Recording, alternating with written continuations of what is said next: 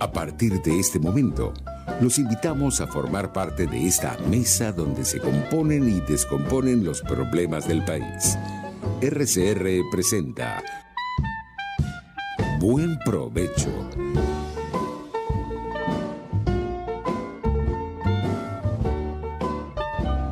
Diáspora y Ambiente con Tomás Páez y Fernando Jáuregui.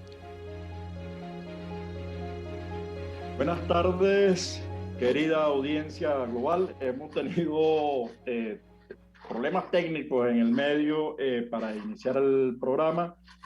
Nuestra invitada, además, del día de hoy, la familia contrajo el coronavirus.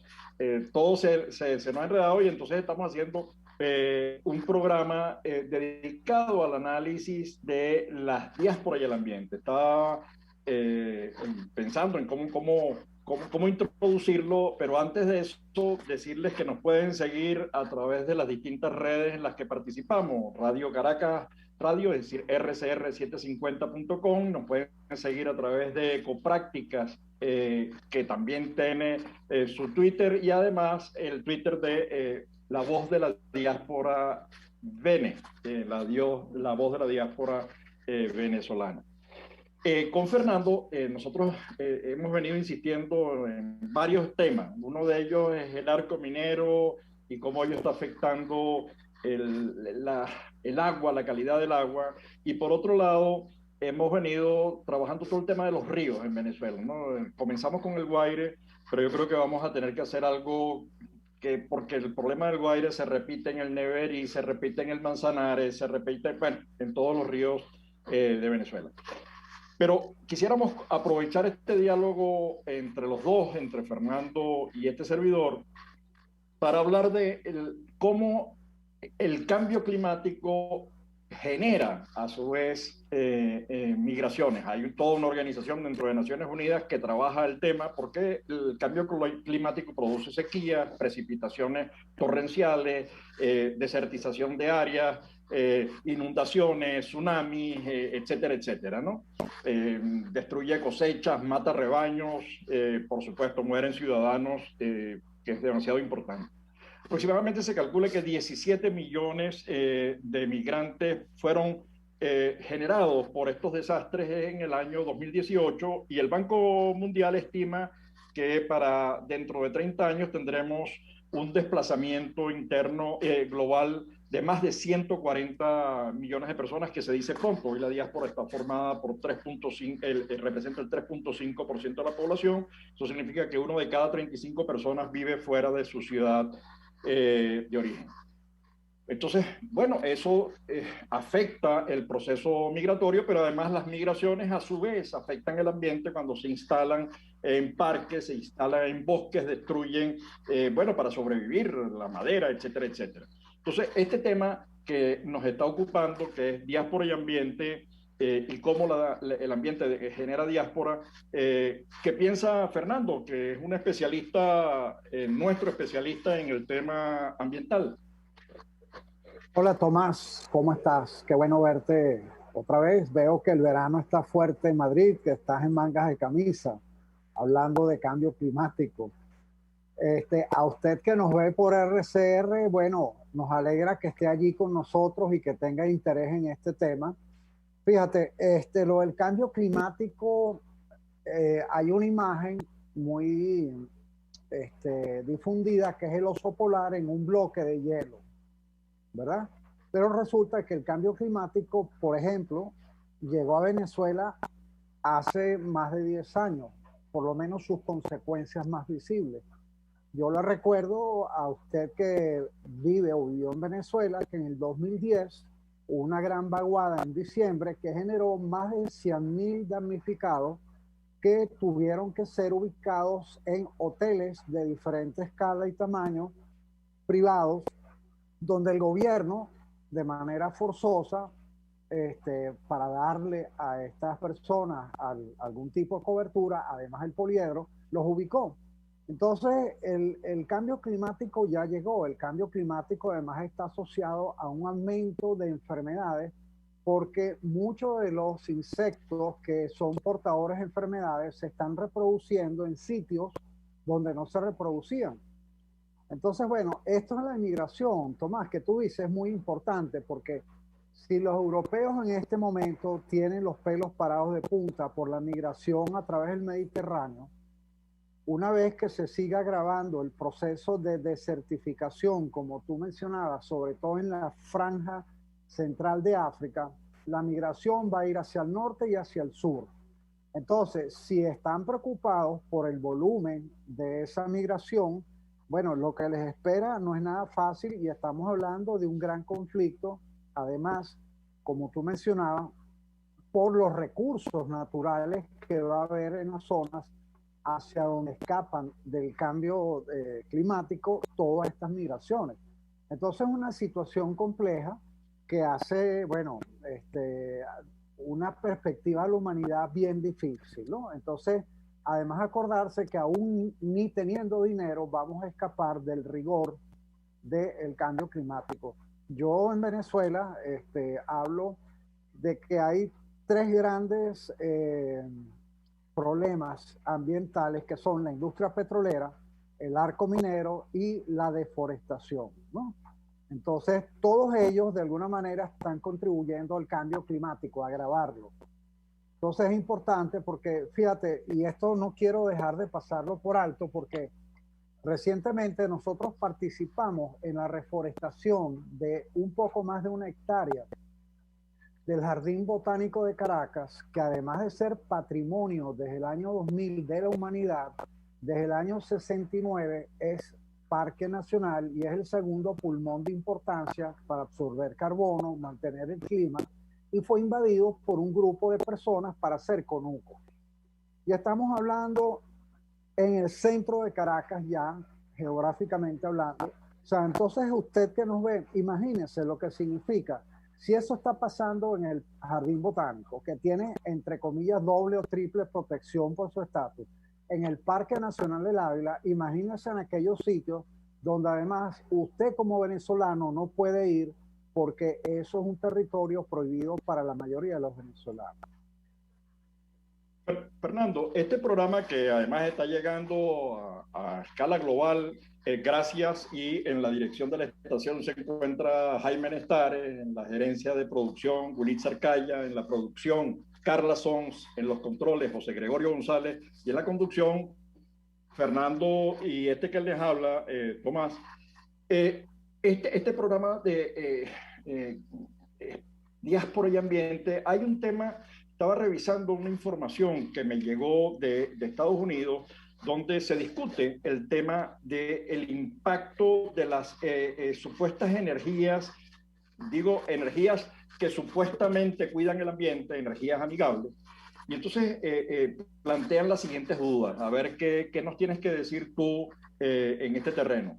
La primera es que la energía eólica, bueno, para construir los aparatos que mueven y que generan las baterías, etcétera, etcétera, se necesita hacer minería, se necesita procesos de producción, se necesita plástico que no es fácilmente manejable, que no es fácilmente convertible, que no es fácilmente reciclable. Y eso tiene costos, pero después tienes la energía solar, lo mismo, los paneles solares están hechos de unas ciertas componentes, de unas ciertas, digamos, insumos que requieren también minería y al final ocupan unos espacios, unas cuantas hectáreas que son unos cuantos de campos de fútbol y su reciclaje también se hace complicado. Frente a esto, ¿cómo hacemos, Fernando? Porque tú has venido trabajando el tema de la educación, tú has venido haciendo además campañas importantes en la defensa del ambiente. ¿Cómo hacer? ¿Estamos de verdad frente a un dilema? ¿Tenemos opciones? ¿Cuáles son? ¿Qué hacer? Bueno, mira, eso que tú mencionas es bien importante porque eso yo lo llamo contabilidad energética. Cuando tú vas a contabilizar el efecto que tiene, por ejemplo, como tú decías, la fabricación de una unidad eólica, eso tiene un impacto en el sitio donde está puesto, la minería. Esa minería puede ser lo que se llama minería urbana, material reciclado para disminuir. Entonces tú tienes que sacar cuentas, beneficios versus ¿verdad? Daños. Entonces, eso es un poco como el caso de las represas hidroeléctricas como el Guri, donde todo lo que hacemos para energía tiene un impacto, sin lugar a dudas. Entonces, lo que hay que medir es cuál es mayor, el beneficio o el daño. Simultáneamente, nosotros estamos viendo el desarrollo de cosas como el hidrógeno, que no van a necesitar de grandes construcciones o grandes espacios como la energía solar. Lo cierto es que el cambio climático está en un momento que toda pequeña disminución del carbono que podamos hacer va a ayudar. Entonces, bueno, a lo mejor en este momento es mejor reciclar, usar energía para reciclar, que lo que va a tener, ¿verdad? El carbono que iba a producir es desde otro punto de generación. Entonces es cuestión de sumar y restar, ver cuál es el menor de los daños. A mí particularmente me gustaría ver más inversión en el área de producción de energía amigable con el ambiente. Uno dice, caramba, encontramos agua en Marte, ajá, pero no hemos logrado captar de manera eficiente el carbono que nos está matando. Por cierto, si a usted que nos ve a través de RCR le puede parecer un poco fantasioso el cambio climático, yo lo invito nada más a pensar que cada año, por efectos del CO2 producidos por los combustibles fósiles como el petróleo y el carbón, se producen 4 millones de muertes, sin contar toda la gente cuya salud se ve mermada, cuyo lapso de vida se ve mermado. Entonces, aun cuando usted no crea en el cambio climático lo está matando.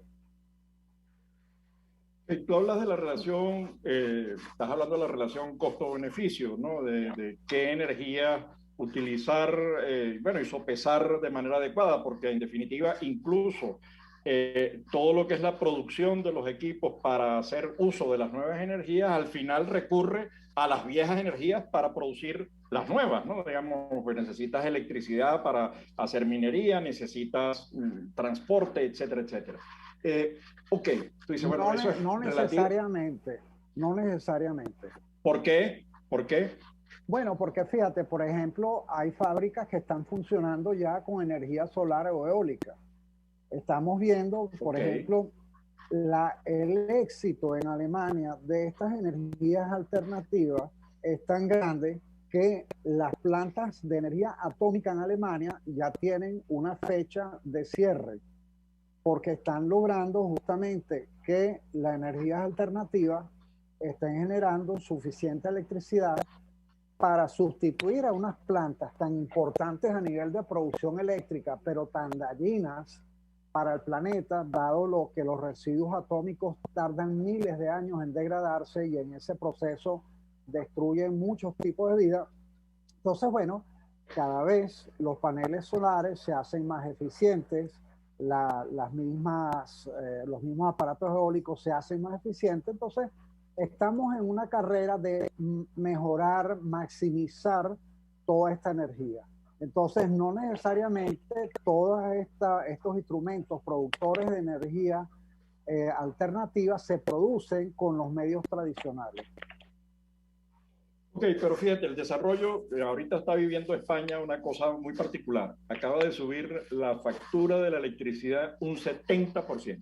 Eso es, se dice pronto, pero es un dolor en el bolsillo, y es un dolor en el bolsillo además para la mayoría de los ciudadanos. Dice, bueno, ¿y por qué subió? Bueno, porque estás impulsando las energías sustitutas, digamos, estás promoviendo el uso y la creación de fuentes alternas de energía, de energías amigables con el ambiente, de las energías, llamémosla verde. Pero eso tiene un costo social bueno, tan es así que tuvieron que reducir el IVA por unos meses para poder paliar el impacto severo que eso tiene en el bolsillo de los ciudadanos, que además están en un contexto post-COVID, es decir, con una situación económica muy difícil, con mucha gente en el desempleo, con mucha gente próxima al desempleo con el tema de los ERTE, ¿no? De los sistemas estos de mantenimiento, de financiamiento de los empleos empleo hasta tanto la empresa avance. Entonces, en ese terreno, y tú que tienes experiencia en el tema educativo, ¿qué es lo que es posible hacer con la sociedad? Y estoy hablando de las escuelas, estoy hablando de la sociedad, de las organizaciones sociales, tú tienes experiencia allí. ¿Es posible cambiar actitudes de consumo? ¿Es necesario? ¿Cómo hacerlo? Es decir, ¿cómo ves tú ese tema y dada la experiencia que además ha desarrollado Ecopráctica en el terreno?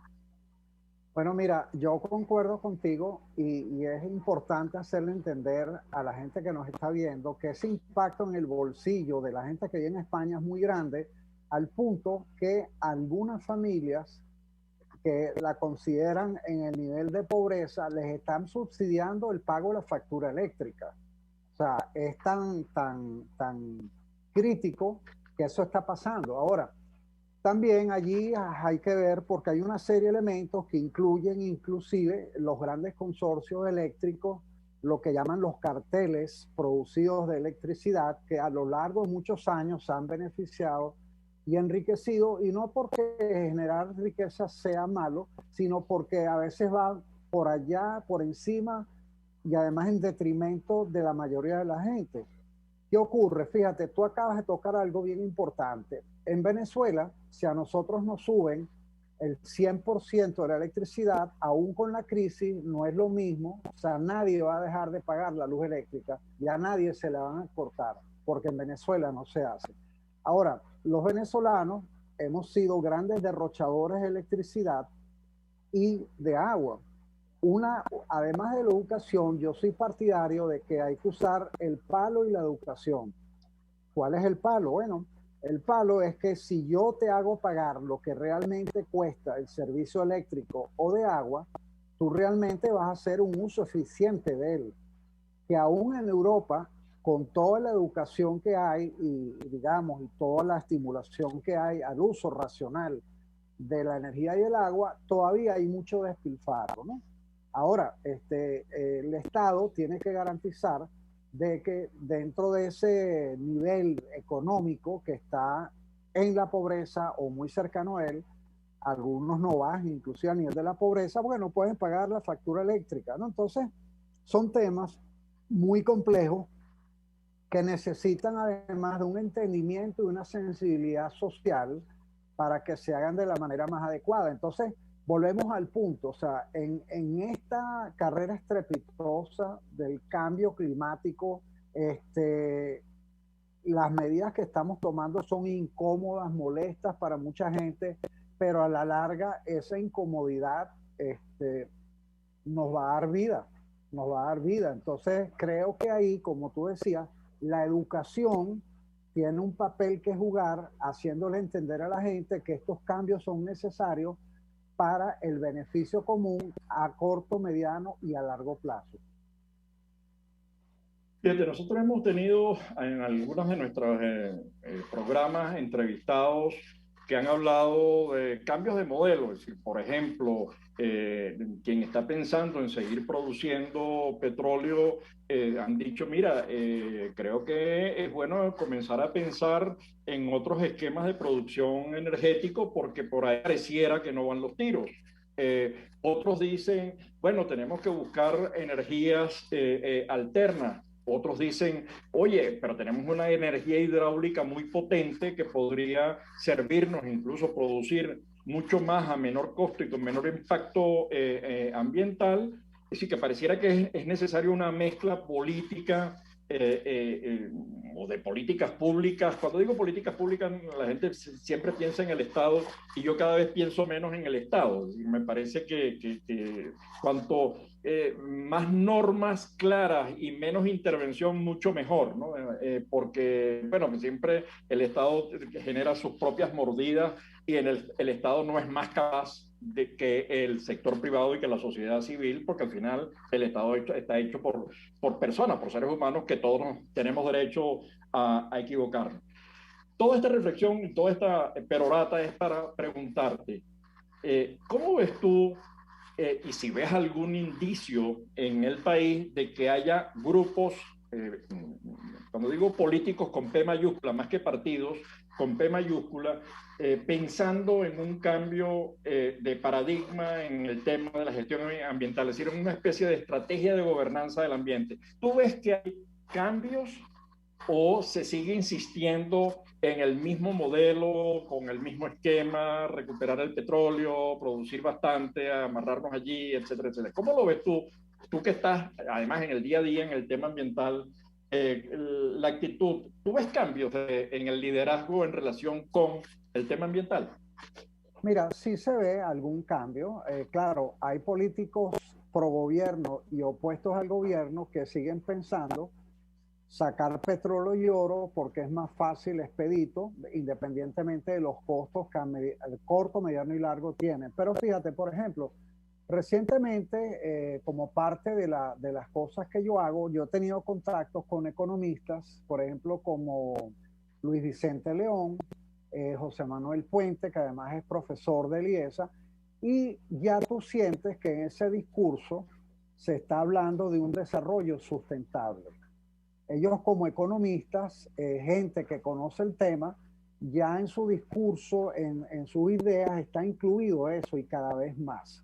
Entonces, yo pienso que el Estado debe tener un tipo de función que permita el beneficio de la mayoría sin convertirse en un monstruo como lo que fue la Unión Soviética, como lo que es Cuba y como lo que es Venezuela.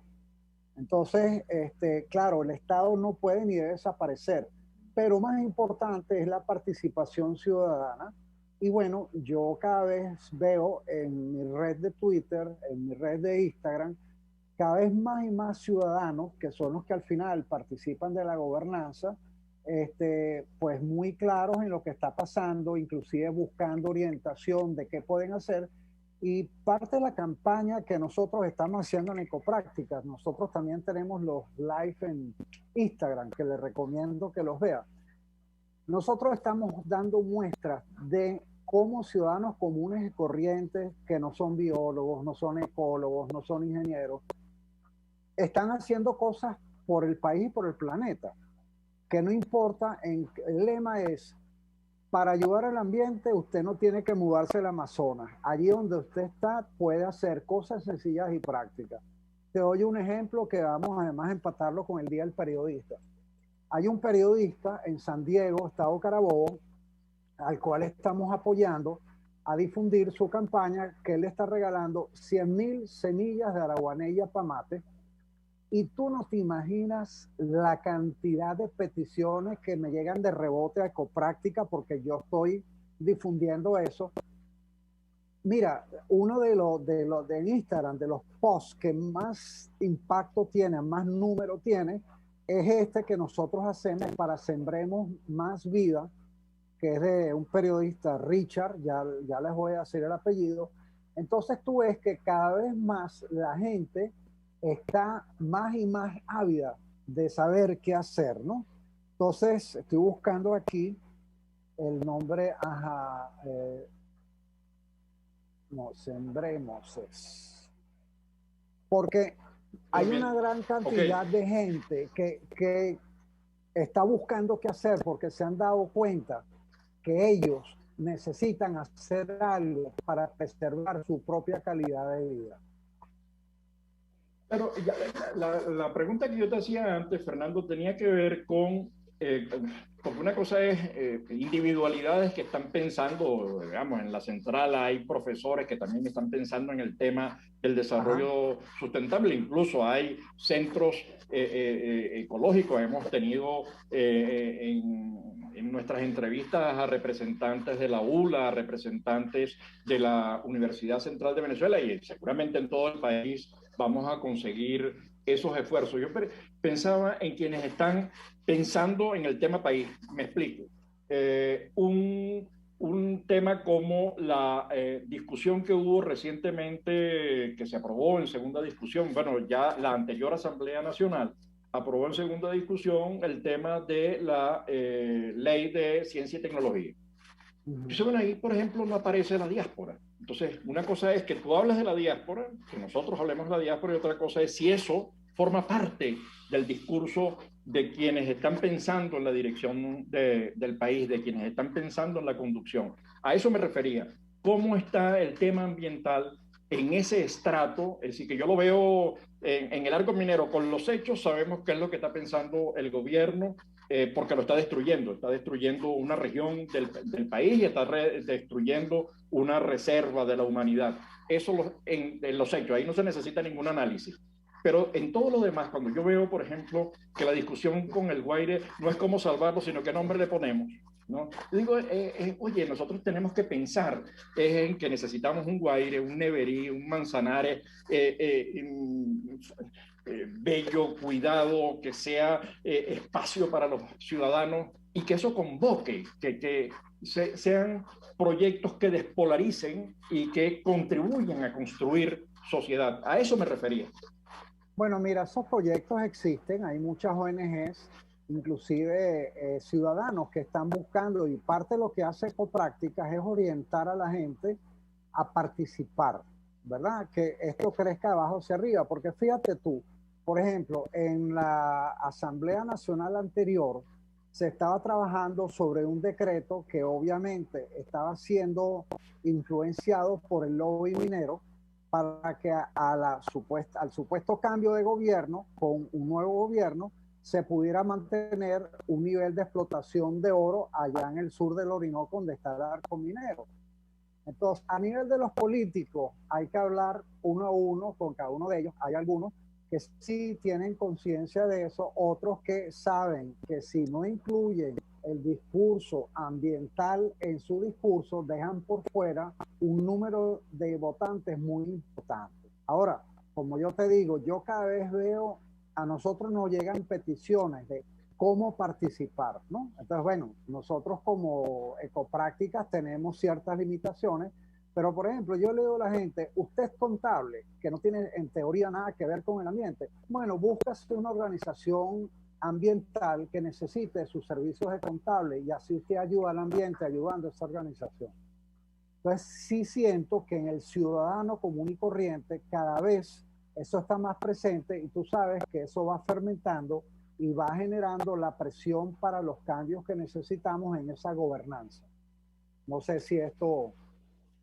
No, bueno, yo creo, no, yo creo que eso es esperanzador, de eso se trata. Yo creo que además un poco el propósito de este programa es no solamente cómo conectamos diáspora con esas capacidades que hay en Venezuela que se están desarrollando y que están creciendo, preocupadas por el tema ambiental, sino que además debemos concentrarnos en algunos temas, eso que hemos venido haciendo con el arco minero desde distintos ángulos, porque el arco minero es la mejor expresión de cómo la destrucción del ambiente, que pocas veces son los fenómenos naturales son raramente naturales, hay intervención humana, ¿no? Estamos generando un desplazamiento que se dirige hacia Brasil porque estamos destruyendo cultura, estamos forzando a los venezolanos que viven en la zona a irse del país, ¿no? Yo creo que el otro esfuerzo, y nosotros iniciamos este programa con el tema agua, es seguir insistiendo en el tema agua, dándole un nuevo espacio al Guaire, un nuevo espacio al Neverí, al Manzanares. Digo esto como los ríos, así como emblemáticos, y todos los demás, Santo Domingo, etcétera, que necesitamos darle vida, necesitamos recuperar eso para los venezolanos. Así que bueno, hoy hemos tenido un programa algo accidentado, pero yo creo que además fue muy útil porque nos permitió entender primero lo que hace también Ecopráctica, los avances que se están produciendo en el área. Así que, bueno, Fernando, despide usted el programa.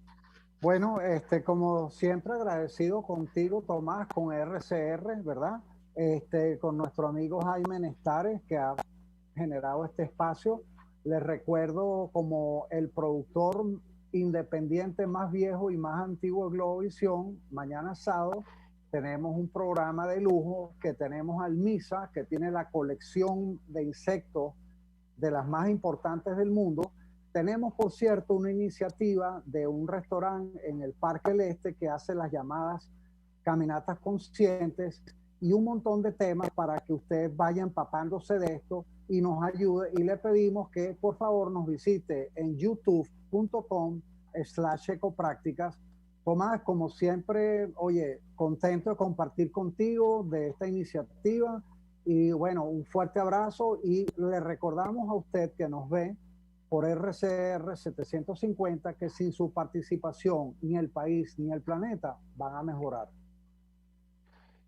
Bueno, Fernando, esperemos que las bicicletas no sigan destruyendo el Ávila, así que, bueno, nos despedimos hasta la próxima semana en nuestro próximo encuentro, como de costumbre, en nuestro encuentro semanal todos los viernes a esta hora.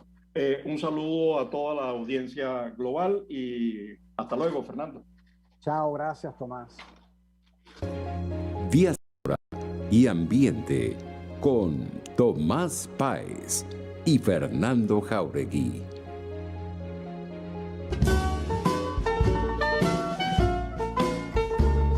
RCR presentó Buen Provecho. Síganos en Twitter como @RCR750, la radio que se ve.